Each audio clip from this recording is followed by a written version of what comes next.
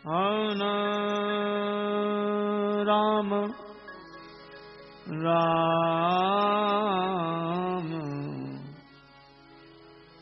हिय सुमरी शारदा सुहाई हिय सुमरी शारदा हिय सुमरी शारदा सुहाई हिय सुमरी शारदा शारदा शारदा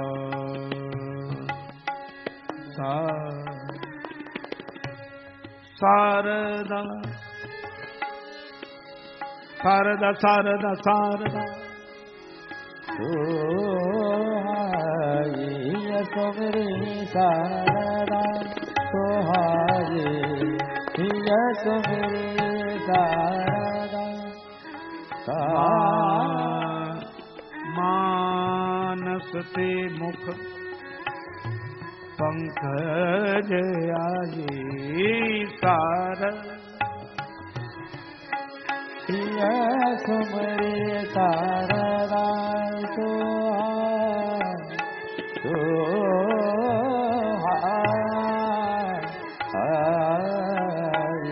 हिय सुमरी शारदा सुहाई हिय सुमरी शारदा भरत भारती मंजू मरल शारदा शारदा सुहाई शारदा सुहाई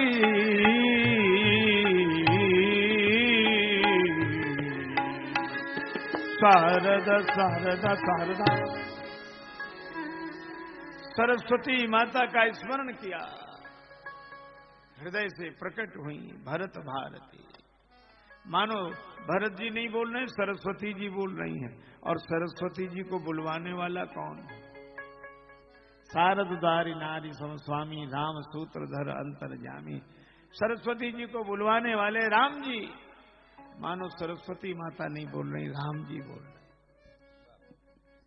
भरत जी का भाव यह है कि प्रभु आपको बाहर से बोलने में भद्दा लगता है तो भीतर से बोल दी। बाहर भी आप, भीतर भी आप।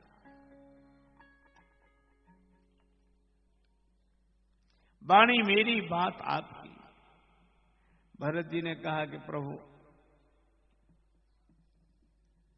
गुरुदेव ने कहा कि भरत की रुचि रखो, मेरी रुचि यह है, आपके सामने कह रहा हूं, चित्रकूट तीर्थ में रुचि जागत सोवत सपने की। प्रभुपद पदुम पराग दुहाई, चित्रकूट की धरती की धूल की सौगंध कर रहा हूं, ये आपके चरण कमलों का पराग है। मेरी रुचि एक ही है, सहज स्नेह स्वामी शिव काई, सेवा करूं। भगवान ने कहा कि मुझे अयोध्या ले जाकर मेरी सेवा करोगे या वन में रहकर मेरी सेवा करोगे?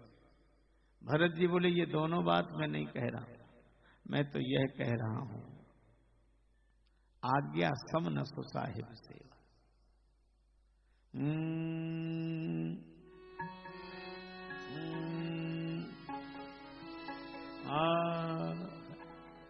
कहें भरत जोरी जुग हाथ, रघुवर लौट चलो।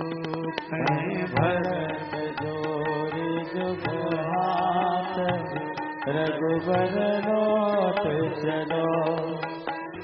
भरत जोरी जुग हाथ, रघुवर लौट चलो।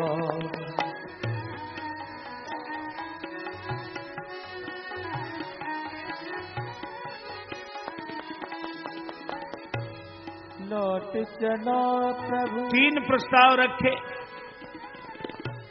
गृह फेरिए लक्ष्मण रिपुसूदन।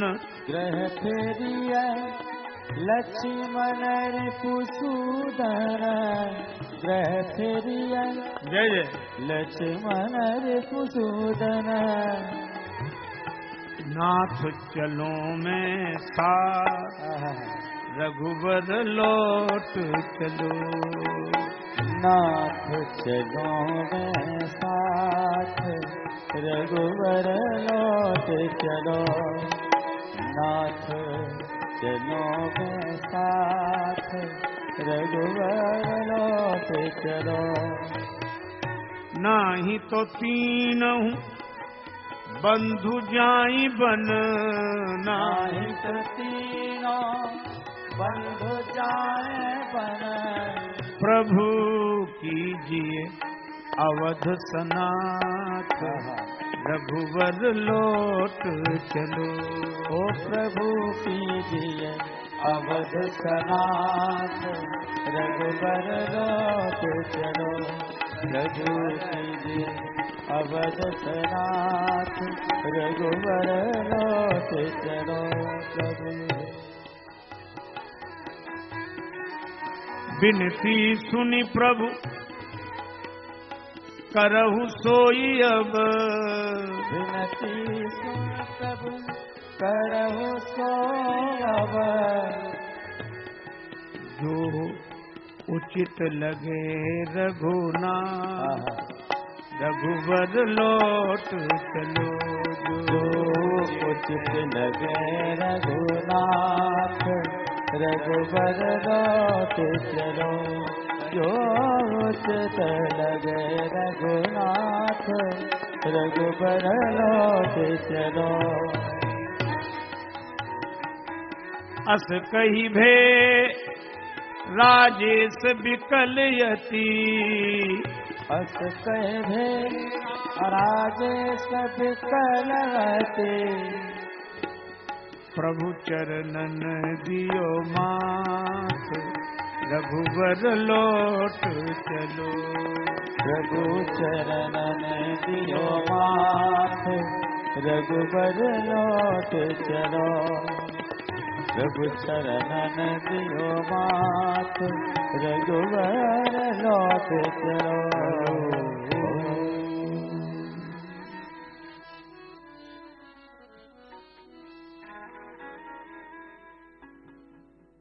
श्री भरत जी ने कहा आज्ञा। भगवान ने कहा पितु आय सुपाल ही दो भाई। दोनों भैया पिता की आज्ञा का पालन करें।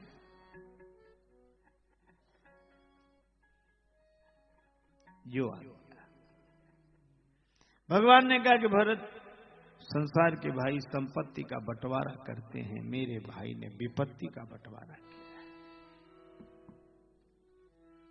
और ये जो तिलक समाज ये वापिस ले जाओ और तीर्थों का जल जहां गुरुजी कहें वहां स्थापित कर देना। मैं चित्रकूट दर्शन 5 भरत 5 दिन रहे। भरत कूप पर तीर्थों का जल रखा। आज अच्छा दिन है।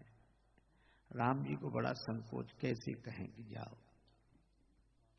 संकोच ही कहता नहीं, वो देखता दूसरा कोई कहते। राम जी देख रहे हैं।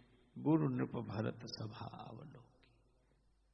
सकुच राम पुनि अवनि बिलोकी। सील सराहि सभा सब सोची। कहु न राम सम स्वामी सकोची। राम जी जैसा संकोची स्वामी नहीं। भरत जी उठकर खड़े हुए, आज्ञा दे।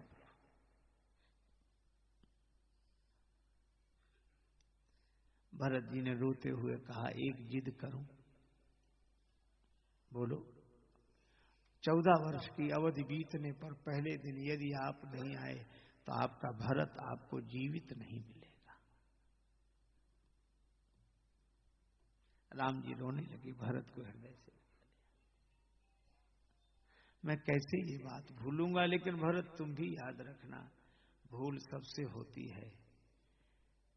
कैकेयी माता का कभी अपमान ना हो। यह है श्री राम। राम जी जैसे राम जी ही है। प्रभु आधार मिल जाए। अवलंब मांगा है भरत जी ने, भगवान ने पादुका दी। प्रभु करी कृपा पामरी दीनी। सादर भरत शीश धरि लीनी। भगवान ने पादुका दी, श्री भरत जी ने पादुका सिर पर रखे। राम जी ने कहा कि भरत तुमने मुझसे आधार मांगा था, मैंने तो तुम्हारे सिर पर भार डाल दिया। नहीं नहीं प्रभु, आधार ही है। तो आधार कहीं सिर पर रखा जाता है? हाँ, भार ज्यादा आ जाए तो सिर पर, तो सिर का भार उठाने के लिए आधार भी सिर पर ही रखना पड़ता है। रेल स्टेशनों पर हमारे कुली भाई इतना सामान उठाते हैं तो सामान और सिर के बीच में उनकी पगड़ी का आधार है। हाँ? लोगों ने मेरे सिर पर राज्य का भार डाला, आपने पादुका दे दी, तो जो राज्य का भार मेरे सिर पर था वो आज से पादुका पर रहेगा। अच्छा भरत, एक बात बताओ,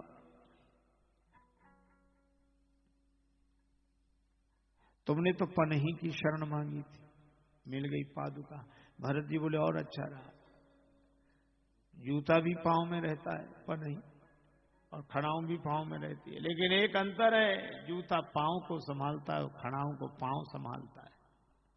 लोग कहते खड़ाऊं पहने हो संभल कर चलना।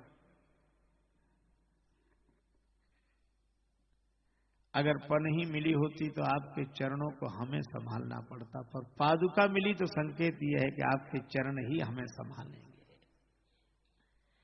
अच्छा भरत, एक बात बताओ, पादुका किसकी है? प्रभु आपकी।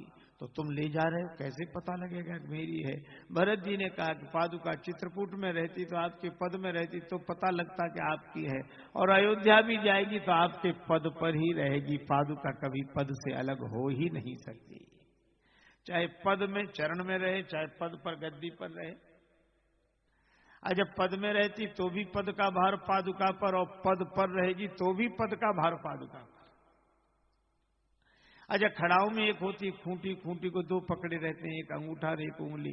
श्री भरत कहते हैं लकड़ी की तरह मैं आपके चरणों में खड़ाऊ की तरह पड़ा रहूं, और अंगुष्ठ की तरह से प्रभु एक ओर से आप, अंगुली की तरह से दूसरी ओर से जानकी माता, दोनों मिलकर मेरे विश्वास की खूंटी को संभाले रहें, यही मैं चाहता हूं।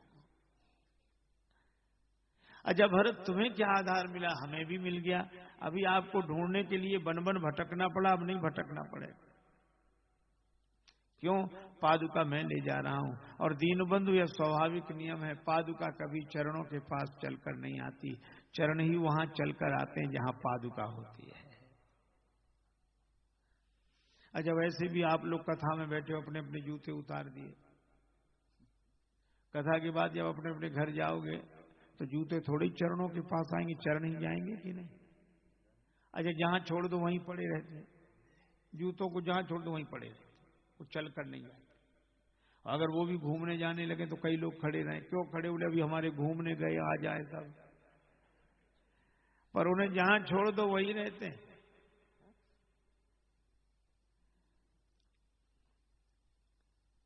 ये बात अलग है कि कोई चलाने वाला मिल जाए तो चल भी जाते हैं,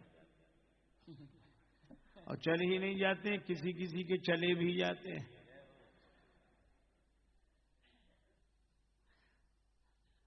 जूता पहनने वाले की आंख है, जूते की आंख नहीं है, पर पहनने वाला गलती कर सकता है। धोखे से आपका पांव किसी दूसरे के जूते में चला जाए तो जूता ही ये बता देगा कि हम आपके नहीं हैं। कोई ईमानदार होगा तो पांव बाहर निकालेगा, ईमानदारी से कोई रिश्ता नहीं तो जूते से कहेगा तुम हमारे हो या ना हो, पर हम तुम्हारे हैं। भरत जी ने पादुका सिर पर रखी। हाँ भाई, तन पुलक शिथिल बरबानी, भरत रजधानी चले। तन पुलक शिथिल बरबानी, भरत रजधानी चले। हो राम रघुवीर रजाय सुमानी, भरत रजधानी चले। रघुवीर रजाय सुमानी, भरत रजधानी चले। रघुवीर सीताराम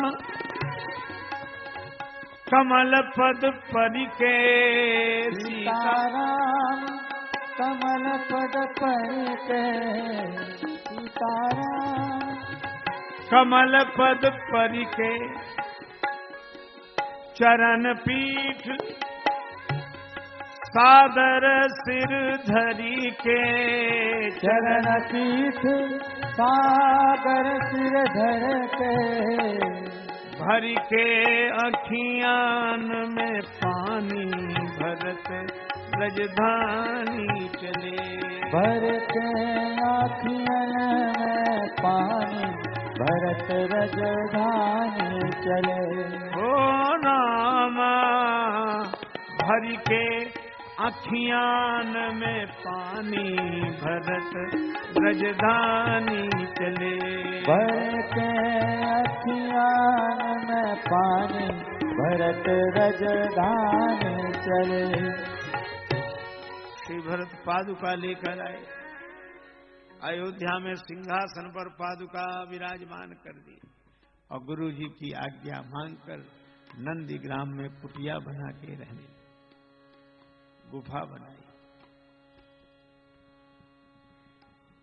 किसी ने कहा गुफा में बैठे हो, भरत जी ने कहा गुफा का जन्म हुआ पृथ्वी से और श्री जानकी जी का भी जन्म पृथ्वी से हुआ।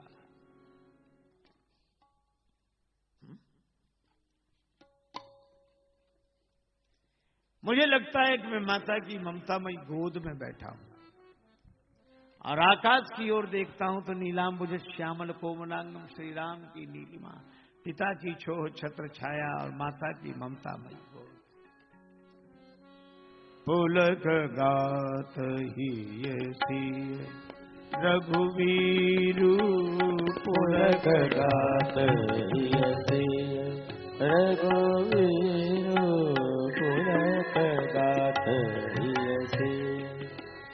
रघुवीरु पुलक गात ही नाम जी है जप लोचन नीरू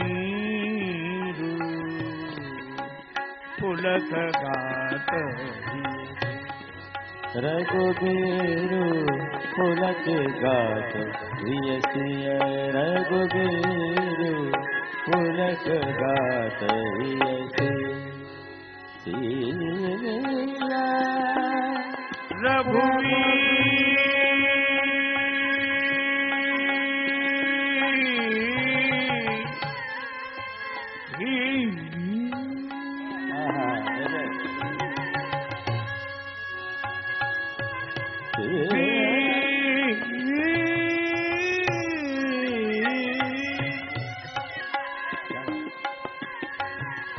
पुलक गात ही सिय रघुवीरु नाम जी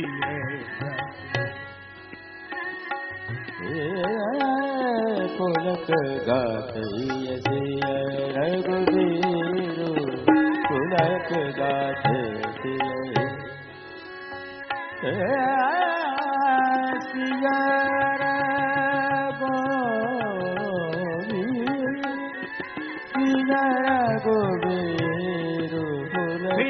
रघुवीरु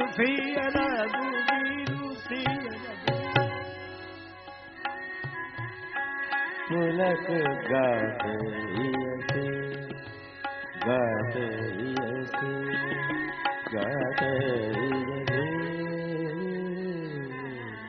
ऐसे भरत जी का अवतार न हुआ होता तो कलिकाल तुलसी से सठन हट राम सन्मुख करत। भगवान चित्रकूट में कुछ समय रहे।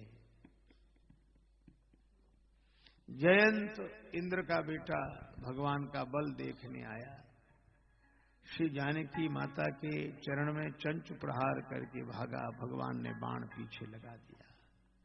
बाण से त्राण पाने के लिए इंद्र, ब्रह्मा जी, शिव जी सबके यहां गया। काहू न बैठन, काहू बैठन कहा न हो। भागता जा रहा था, नारद जी को दया लगी, जयंत कहां जा रहे हो? बोले जहां बाण ले जाए वहीं जा रहे हैं। बाण तुम्हारे पीछे क्यों लगा है? कि महाराज कोई वरदान देने के लिए लगा है, प्राण लेने के लिए लगा है। अच्छा अच्छा, मुझे नहीं लगता कि बाण तुम्हारे प्राण लेना चाहता। प्राण लेना चाहता तो तुम्हें ब्रह्मलोक, इंद्रलोक, शिवलोक तक जाने ही न देता, बीच में ही मामला साफ कर देता। जयंत ने कहा तब तो बड़ी मुश्किल है, ये बाण प्राण भी नहीं लेता और पीछा भी नहीं छोड़ता। नारद जी ने कहा कि जिसका बाण है वही इस बाण से पीछा छुड़ाएंगे, उनकी शरण में जाओ। चला तो जाऊं। भगवान ने पूछा कि शरण में आना था तो भागे क्यों, और भागी गए थे तो शरण में आए क्यों? नारद जी बोले कह देना आपका प्रभाव देखना था इसलिए भागा, अब स्वभाव देखना है इसलिए शरण में आ गया। जयंत को त्राण मिला, प्रभु छाड़े ऊपरी छोह को कृपालु रघुवीर सम। देवराज इंद्र के यहां तक यह चर्चा फैल गई। भगवान ने सोचा अब चलें। चित्रकूट त्याग का मन में आया। महाराज अत्रि के आश्रम में अनुसुईया माता के आश्रम दर्शन के लिए गए। अत्रि कितना बढ़िया नाम है। आ माने नहीं, त्रि माने तीन, जिसमें तीन नहीं है। काम क्रोध लोभ नहीं है, अथवा लोकेशना वित्तैषणा पुत्रैषणा तीनों नहीं है, वही अत्रि, वही ऋषि। भगवान अत्रि से आशीर्वाद लेते हैं। अत्रि महाराज स्तुति करते हैं। अनुसुईया माता ने जानकी माता को आशीर्वाद दिया और दोनों वन की ओर लक्ष्मण जी के संग चले। बीच में अनेक महात्मा और अनेक राक्षस, इन सब को मारते हुए भगवान सुतीक्षण जी के आश्रम में आए। राक्षसों को मारते हुए, संतों का मनोविनोद करते हुए भगवान सुतीक्षण जी ने अगस्त्य जी के आश्रम तक पहुंचाया। अगस्त्य जी की यहां तीनों मूर्तियां रही। भगवान ने अगस्त्य जी से उपाय पूछा, शत्रुओं को कैसे मारे? उन्होंने कहा पंचवटी में निवास करो। दो राक्षस थे, एक का नाम आतापी, एक का नाम बातापी। दोनों बड़े विचित्र। एक जावे सो महात्मा को बुलाया, महाराज हमारे यहां निमंत्रण भोजन। ठीक है आ जाएंगे। आतापी निमंत्रण देकर आवे, बातापी निमंत्रण, और बातापी अपने को भोजन के रूप में ढाल दे और महात्मा भोजन समझ के उसको खा जाए, वो पहुंच जाए पेट में। आतापी से कहते तुम मैं भाई को बुला लूं? हाँ भैया। बातापी पेट फाड़ के निकले। कई महात्मा मार डाले। लोगों ने कहा बड़ी परेशानी। अगस्त्य जी थे, कहा इनसे ही बात करो। अगस्त्य जी को यथा सुनाई। अगस्त्य जी बोले अब की बार बुलाने आए तो हमारी कुटिया का पता बता दें। आया, अगस्त्य जी गए, पा गए, बुला ले आवाज, भैया बातापी, भैया बातापी, भैया। अब कोई आवाज ही नहीं सुनाई पड़े। अगस्त्य जी बोले अगस्त का पेट है, इसमें समुद्र समा गए तो बातापी का क्या पता लगेगा। तो आतापी भी तड़प तड़प कर मर गया। ये कहानी है, पर हमारी कहानी बड़ी सार्थक है। आतापी बातापी दो राक्षस, एक बाहर एक भीतर। और देखा जाए तो हमारे जीवन में भी दो समस्याएं, एक बाहर एक भीतर। भीतर है वासना, बाहर है विषय। बाहर के विषयों को देखकर भीतर की वासना जागती है, और विषयों को पाने के लिए जब वासना निकलती है तो संतत्व नष्ट करते हुए निकलती है। अगर भीतर की वासना समाप्त हो जाए तो बाहर की विषय उसका कुछ नहीं बिगाड़ सकते। राम जी ने यह उपाय सुना, पंचवटी में निवास किया।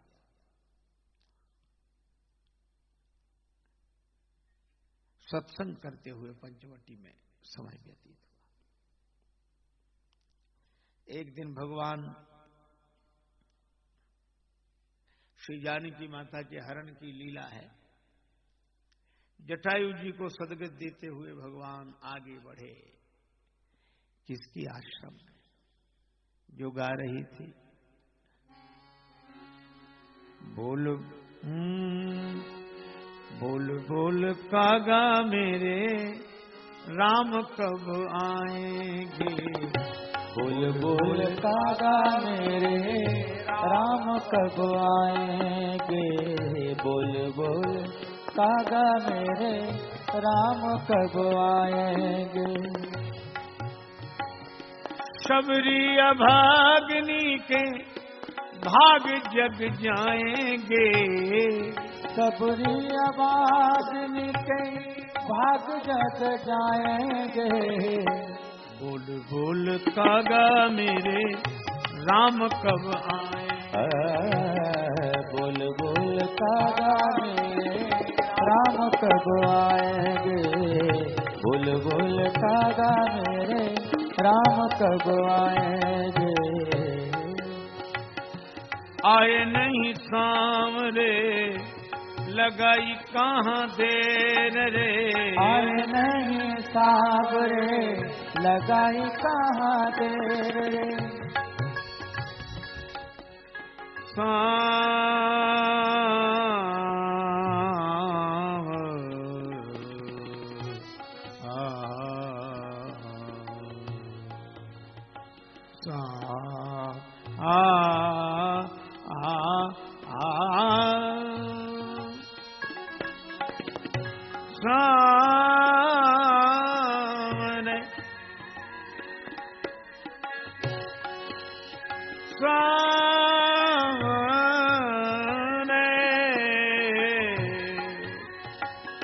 आए नहीं सांवरे लगाई कहाँ देर रे। आए नहीं सांवरे लगाई कहाँ देर रे। टोकनी में रखे मैंने चख चख के बेर रे। टोकनी में रखे मैंने चख चख बेर रे। होगा मन मगन जब राम मेरे खाएंगे। बोल बोल कागा मेरे राम कब आएंगे। बोल बोल कागा मेरे राम कब आएंगे। बोल बोल कागा मेरे राम कब आएंगे। बोल बोल। शबरी माता को एक महात्मा ने आश्रय दिया उस जमाने में। उन्होंने कहा बेटी तुम आज से यहीं रहो। उन महात्मा का नाम था मतंग।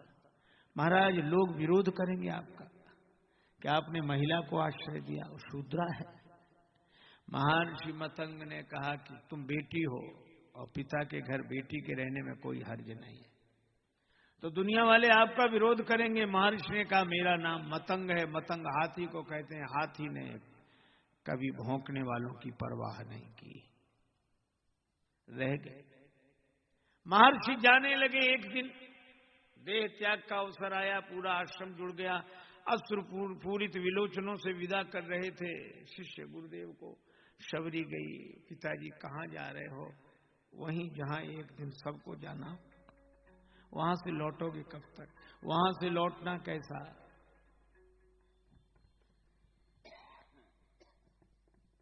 शबरी रोने लगी, मैं किसके सहारे रहूं? बेटी सबके आश्रयदाता एकमात्र भगवान है। मैं भगवान को ढूंढने कहां जाऊंगी? भगवान को खोजने कहां जाऊंगी? बेटी तुम्हें भगवान को खोजने नहीं जाना पड़ेगा। एक दिन भगवान ही तुम्हें खोजते हुए यहां आएंगे। गुरुदेव ने देह त्याग कर दिया। गुरु का वचन, जो उस सांवले को सदा ढूंढता है उसे एक दिन सांवला ढूंढता है। दूसरे दिन तैयारी की, कहीं आज ही ना आते। रास्ते में फूल बिछाए, साफ करे।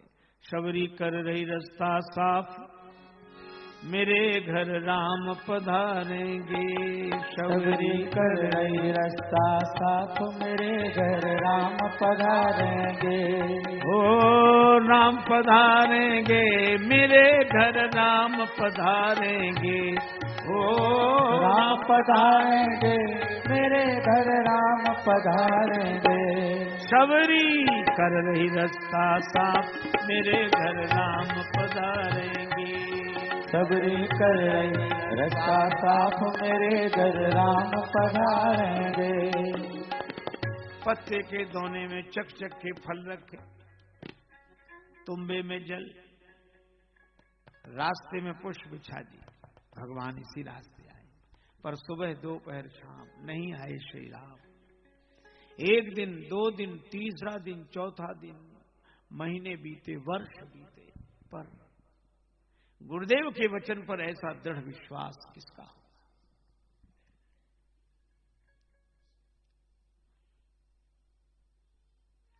बुढ़ापा आ गया। पद्म पुराण में वर्णन है कि सरे प्रतीक्षा करते शबरी माता को 10,000 वर्ष बीते। यह किसी तपस्वी की तितिक्षा से क्या कम है प्रतीक्षा?